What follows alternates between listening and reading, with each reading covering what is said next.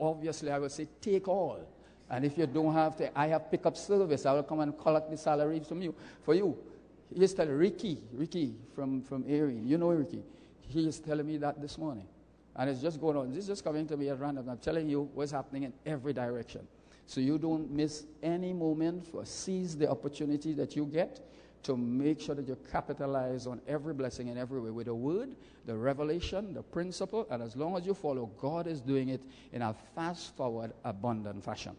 Fast-forward, abundant fashion. And this morning, we just share a few points on the message because I know time is advancing. And I sense some of you, I want to go, I want to get this prayer, I want to get a seed in the soil. And I want to do that too. I want to just, whatever you want to give, I want to take even more than you want to give. Anyway, I'm just teasing you there. But just quickly, when you don't like the connection that God gives you, sometimes you don't like the connection. You connect to collect. Remember, that's the principle. You connect to collect. That's the principle. But sometimes you don't like the connection that God sends. And that happens, and we don't, because it doesn't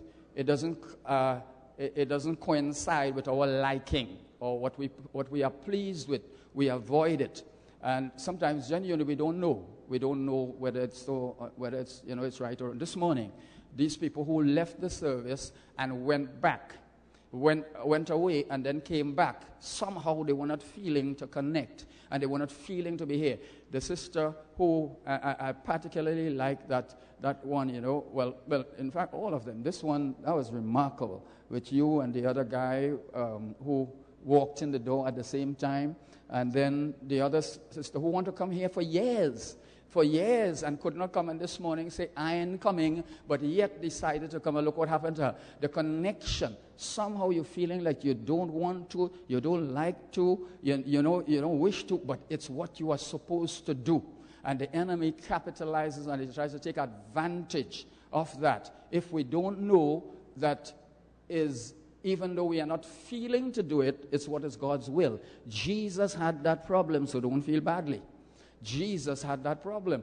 Jesus, at the point where he was supposed to be where he was supposed to make that decision to go to the cross, he said, Father, if it be possible, let this cup pass from me. Nevertheless, not my will, but thy will be done. All right, remember that point there, thy will be done. There is a part of your testimony with a guy. They have the shots in the studio, which your thing. He didn't want to come to church here.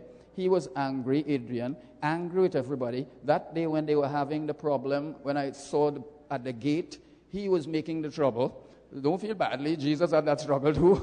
And he was the one making it. And the child was crying to go back with him. And they were trying to say whether we should